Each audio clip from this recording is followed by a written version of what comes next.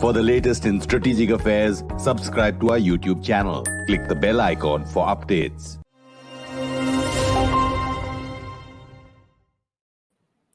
This is StratNews Global. I'm Amitabh. Revi. On the gist tonight, we're going live to Moscow for a guest, Dr. Maxim Suchkov, who will talk about External Affairs Minister Jaishankar's visit to Moscow.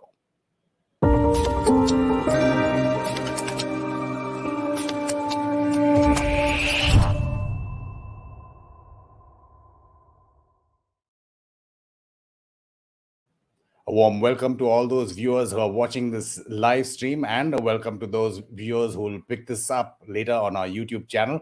We're going live today to Moscow, where our guest is Dr. Maxim Suchkov. He is the director of the Institute for International Studies, as well as the director for Advanced American Studies and an associate professor at MGIMO, that's the Moscow State Institute of International Relations. Dr. Suchkov, welcome back to StratNews Global, sir, and thank you so much for your time. Thank you so much. Always a pleasure to be with you. The External Affairs Minister's visit, he met both his counterpart as well as the Vice Prime Minister and Trade and Industries Minister. Now, India has apparently helped behind the scenes on both the grain export blockade as well as fighting around the Zaporizhia nuclear power station. The minister said in his statements that India will support any initiative that de-risks the global economy and stabilizes the global order at this stage. India will be supportive for that. Professor Suchkov, is there any role for India in getting Russia and Ukraine back to diplomacy and dialogue? Well, look, I have to say that there are two ways to look at it. One is we see a rising power of the new emerging great powers, including India, of course, and we see the great constructive potential that they bring to the table when the traditional powers are experiencing issues. And I'm not necessarily talking about Russia and Ukraine here, but in a grander scheme of things between Russia and the West. So we see something that the Russian diplomacy has been talking about for decades, of the constructive role of these new powers for the global agenda that is happening right there, and there is a role for India to play. The other thing I have to bear in mind, however, is that there is an actual fighting on the ground, and there are still some irreconcilable positions between Moscow and Kiev at the moment that leaves little space for any mediating power, be it India, Turkey, Saudi Arabia, or anyone else. But it's great that there are more powers that are offering their mediation roles, and that there are more non-Western powers that are doing this and that have a role to play, as I mentioned before. So overall, I think it's a great development, not just for Russia or India or for the very conflict in Ukraine, but for the international relations on the whole. You mentioned Turkey, and I believe you have just been to Turkey. India has extremely close strategic ties with Russia and a strategic partnership with the US. I'm not sure about India and Ukraine at the moment, though Prime Minister Modi has spoken to President Zelensky several times, including after his statement to President Putin at the SCO that this is not the era for war. How is that statement being seen in Moscow, Professor Suchkov? Look, it makes perfect sense from the standpoint of India's relations, and I think for the global, for overall welfare of the world. It's really bad time for war, but there are some things that Russia could not ignore, particularly because the era that accumulated all the disagreements that peaked in the current military activity is actually, the past era. This is just a lot of issues from the past era that haven't been settled back in the time. So in a way, the conflict in Ukraine is a postponed conflict that's been brewing for decades, and now it peaked in what we're seeing. So I think Russia shares the overall message, that this time is really bad for this military conflicts anywhere, especially when it has such dire consequences for the rest of the world in terms of food security, energy security, overall prosperity, especially at the moment where the world is now just recovering from terrible COVID years. But again, like I said, there are some issues, security issues for Russia in particular, that have accumulated from the past years, and if they were not addressed, then it would have been a postponed conflict for yet another era. Those conditions, as you're putting it, Professor Suchkov, I mean, one of them, of course, was NATO's expansion. But post this operation, it seems that Ukraine has reached even closer towards the West. And you look at other countries that were, well, kind of neutral, whether it's Sweden, Finland, all moving towards NATO. So in that extent, how is it seen in Russia, the consequences of the operations, the war for Russia's security? Sure, absolutely. I will further, again, a few points to mention here. First and foremost, obviously, Ukraine military and close political alignment with the West was seen as one of the drivers of Russia's decision to conduct the military operation there. But the consequences, as you rightly pointed out, seem to be pose even greater risks for the national security. I have to say, first and foremost, that the conflict is not over yet, unfortunately, and the military activity is still on the ground, and there is some decisive battle still underway, and perhaps will be in some near future. So we can't say that these are, the consequences that's already there. That's perhaps one of the reasons why there is little space for mediators, precisely because Russia hasn't settled all of its, hasn't checked all of its security boxes just yet. In the grander scheme of things, obviously, then the land border with NATO countries is much larger now than it used to be before the conflict, in particular, with Sweden, with Finland. The issue of Ukraine's military alliance with NATO, Ukraine's membership in NATO, I believe is off the table, at least for some long time. Whether it will be substituted by some kind of bilateral military alignment with the United States, political or military, that's, I think, one of the issues that is to be negotiated between the parties involved, be it Russia, Ukraine, or Russia and the United States. That I don't know, of course. But every conflict creates a new reality, and I think the most important thing, the most important takeaway out of that is actually there are two. One is to what degree Russia will get to define the security outcomes after this conflict. And second, Ukraine's own ability to pose risks to Russian security in some ways is downgraded now, because Ukraine is now virtually stripped of access to the Azov Sea. There's some military activity going on, and we'll see how much of naval access Ukraine will have. Some of the buffer zones already been created, and parts of Ukraine have been swallowed by the Russian military. So it's, again, hard to know for sure what kind of consequences we'll deal with ultimately. So as to what we're seeing today, I would say it's a mixed bag, where you see some things where Russia has clearly lost on, but you see other things that I think is rather providing more leverage for Russia, including over Ukraine. It's quite ironic that the India-Russia trade potential, which was not really reaching where it could have, has suddenly gone up tremendously because of the war, especially in energy, fertilizer, which has grown multiple times.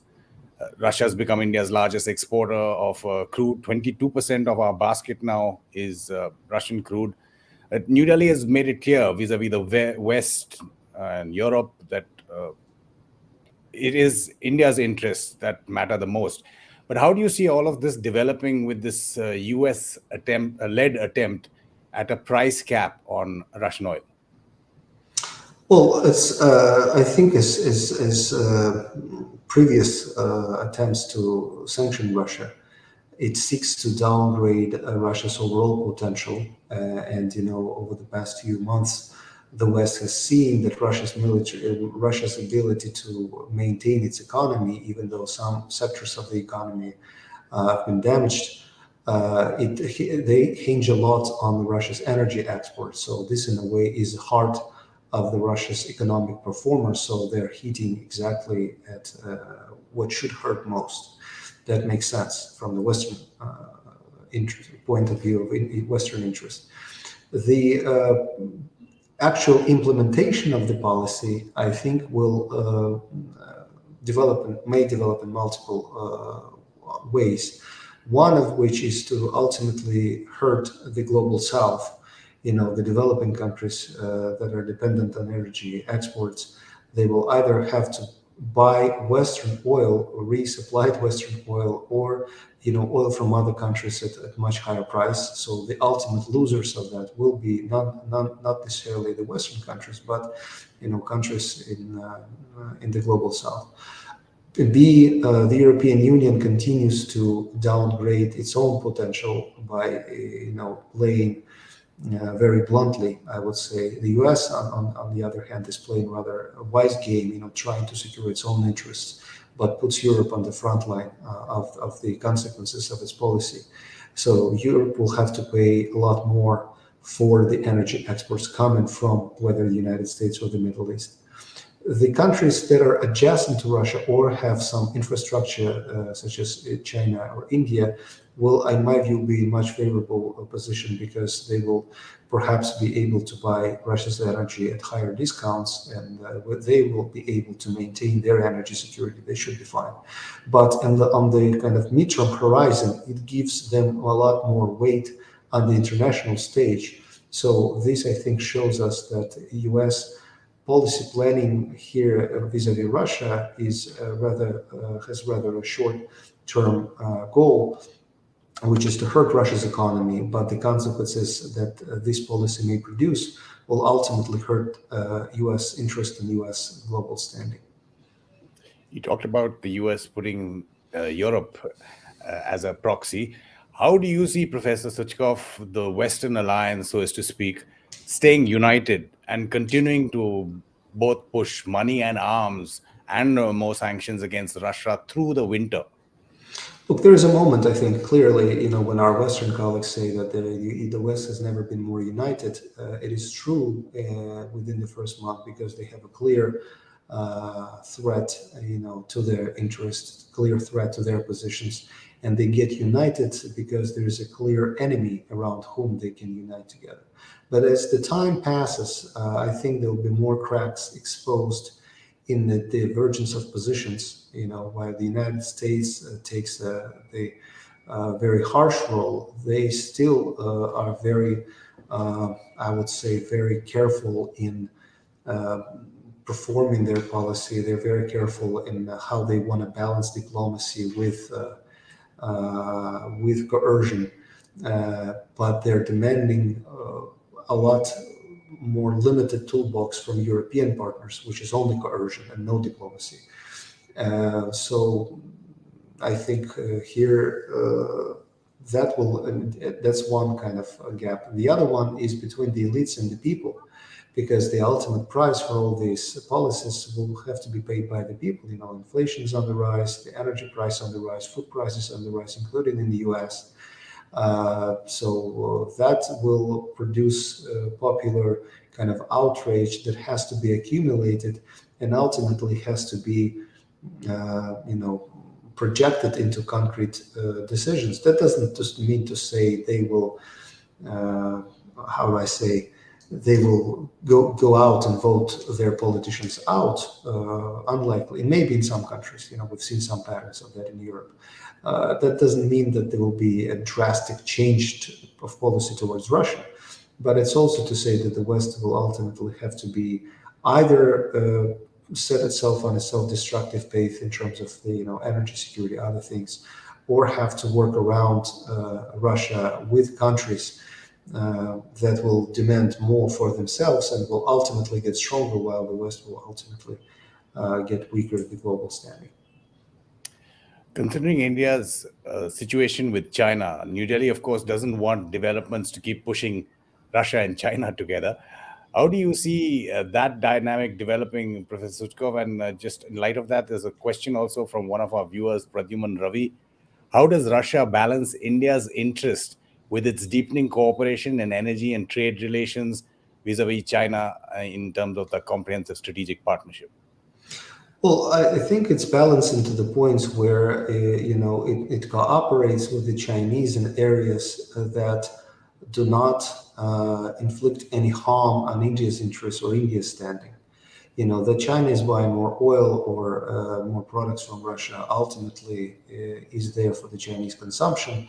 It also China by cooperating with Russia, China is creating a certain strategic depth for its own policy towards the Pacific, because China, the country that has this naval access on the one hand, but also huge territorial border with Russia and with the rest of Eurasia on the other hand, has to care about not just what it's going to do in the Asia Pacific, in the India Pacific, but also what will be do on the continent, right, in Eurasia. So it is interested in having this rare secured, well supplied. It is interested in having Russia is basically what Americans call a force multiplier. That phrase I can agree with. On the other hand, I don't think the Chinese are embracing Russia in every single way. That they're very careful. They also want to make sure that their companies are not being hurt by U.S. sanctions. So there are natural limits to this cooperation between Moscow and Beijing that I think should India policymakers also well aware of. And they don't think that Russia doing anything with the Chinese that will ultimately hurt India. But India's diplomacy, enhanced diplomacy, including on the Ukraine track, I think is in part indeed influenced by the American position that right now is pushing Russia in every single corner and cuts every single option for Russia in its policy towards the West, leaving it with very little options on the non-Western front. And even there, as we see from UN voting, other venues, the West is trying to cut Russia off from the rest of the global South, pressing allies and non-allies of the United States in Asia, in Middle East, and Africa to not support Russia, to cut ties with Russia, to vote against Russia, which again naturally leaves Russia to deal with nations that traditionally stand firm to U.S. pressure. And there are quite a few of them that can allow that type of pressure, right? China, North Korea, Iran. And here, clearly, India wants to make sure that its own interests are not hurt. And there are a lot of interests at stake with both Russia and the United States, of course. U.S. is hugest. Trade partner, technology, all the stuff that is needed to become the superpower of the 21st century are there in the hands of the Americans and in some domains of Russia. So is India's interest, of course, to maintain its neutrality, its balanced status, and its traditional kind of non-alignment role, that I think this policy is totally fine with Moscow, but is seen with certain jealousy and displeasure in Washington, who would like India to be more kind of hawkish towards Russia. Taking up from the last points that you're making, Professor Suchkov, how India getting closer to the US in many dimensions, including in the Quad, how does that affect ties with Moscow? Well, in the Quad, as we know, is primarily, well, as we know here in Moscow, as we think it is, the Quad members, except the U.S., deny that there is, clear anti-China dimension. But I think this alliance is aimed primarily at maintaining some balance with China, or, containing Chinese influence in the Indo-Pacific. Some of the things that, again, one of the good things, I guess, is that India and Russia do not have a direct border. So some of the military and technological innovative products that the United States is sharing with India do not directly hurt or concern Moscow. And there are some things we know that, India is getting from Russia that where America cannot substitute, or at least do so in the short term. So of course, given that India, you mentioned Quad, but India also is a member of the BRICS and has been member of the BRICS before it became member of Quad. That is telling you that this kind of traditional non-alignment status that I mentioned is now somewhat transformed into kind of multi-vector diplomacy, where India is de jure part of different major kind of alignments, but is not necessarily playing against anyone, but playing mostly for its own interests. And like I said, I think in Russia's view, it makes total sense. It makes it clear that India wants to play a bigger role on the international arena, which is totally fine, but is seen with more jealousy in the West, who would like to see more political loyalty that comes with this alignment. Considering the situation vis-a-vis the war, no signs of it ending as of now. What's your assessment of the impact, say, on India-Russia military supplies? I mean, the S-400s are there. There are various other deals. We also used to get gas turbine engines from Ukraine, which would possibly have been hampered a lot. Well, clearly, these military activities like the ones that we're seeing now, they impact the industry for the many years to come. Even we see some of the Russian expert change of calculus on what types of weaponry Russian army would need, and where the military priorities should be changed, where the military expenditure should be changed. So I think this will also boost Russia's own military industrial complex and the engineering and the types of weapons and stuff. Clearly, the battlefield situation is being played by other major weapon suppliers of the West, the US and UK in particular, as to say that some of the Russian weaponry is not effective. Russia is a paper tiger. It's not the type of military force that they thought it was, given the performance on the Syrian battlefront. All of that, of course, pours the water on the propaganda that we're seeing now, and that's always high in the military, in the violent stage of military conflict. That's understandable. The backside to it, I think, is that Russia still possesses key military technology and key military products that many countries in the West and in the rest of the world are desiring. And most importantly, it is prepared to share co-production technologies, to share some of these technologies, not just to sell pieces of hardware to the countries, but is interested in helping these countries become sovereign and independent in their military might. And that, I think, is something that the United States or the UK or France, for instance, are very jealous about. And it's very hard to get this type of deal from them, whereas Russia is much more open to it. And I think that is understood. This was part of why Russia-Turkey S-400 deal went through, and this, I think, is one factor that is not discouraging people in the rest of the world to stop cooperating with Russia on the military track. There are lots of fears being raised because of words from both sides, at least the Russians and the American side or NATO, of nuclear escalation. How worried are you? Well, not really. I think the nuclear escalation is let's look at it this way. Russia's toolbox to influence and to escalate with the West is a lot more limited than that what the West has. The nuclear talk is not that just there by Putin, as it is frequently portrayed in the West, to kind of escalate and scare the West, but is there to show that there is no conventional military solution to the conflict that many Western analysts and policymakers perhaps rely on, as they did in the past in conflicts of the Middle East. Russia, with all due respect, in terms of military, is not Iraq or Libya or Yugoslavia. It can suffer some painful defeats on the battlefield, but will ultimately not allow itself to lose badly militarily, with all the dire consequences that the Western press is frequently portray.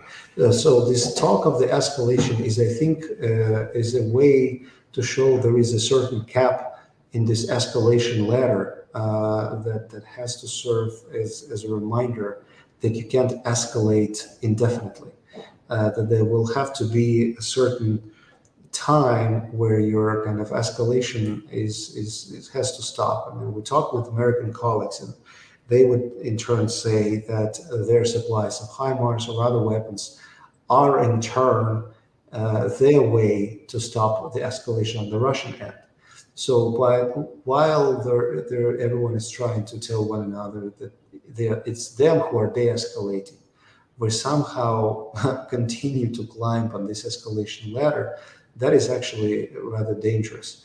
I'm worried about rather unfortunate or not some military clash or something that will, well, I mean, imagine Russia takes down a US surveillance drone. We've seen those drones of America and UK in the skies over the Black Sea before the attack on Sevastopol lately.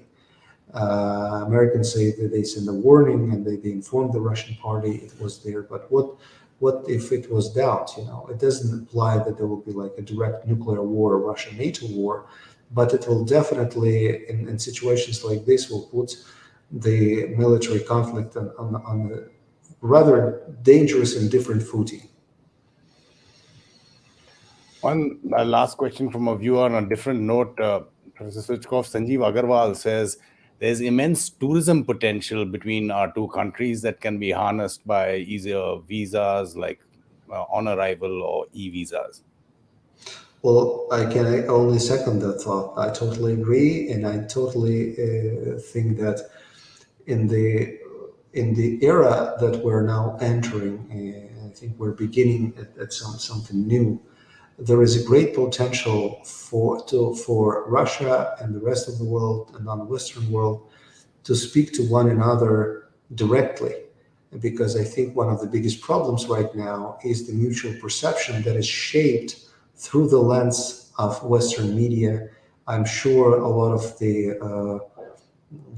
of content, including on Ukraine crisis in India, is being consumed through the Western narratives, or even the local media is reporting on the news, using the Western sources, and that's generally kind of projects to Russia being associated with kind of Soviet legacy. So you have, I think, the generation of people in India who know Russia from the times of the Soviet Union. Very little of those who know Russia in the present days, been there or know this country. So that's why I especially cherish every single opportunity to speak with the kind of local channels like yours. Thanks for bringing me there. And I totally believe that the more direct channels we have, academic channels, think tank channels, media, press tours, the more we get to know each other, the better we understand one another. We don't need mediators to speak to one another, especially in today's world where we see that every mediator may have their own interests and they may present some twisted accounts about one another. That we don't need. Professor Maxim Suchkov, absolutely appreciate your time and your perspective. Thank you so much for giving us time on StratNews again. Always a pleasure. Thank you so much. Pleasure's ours. And to all our viewers, of course, you can follow our social media handles. We also have a Telegram channel now.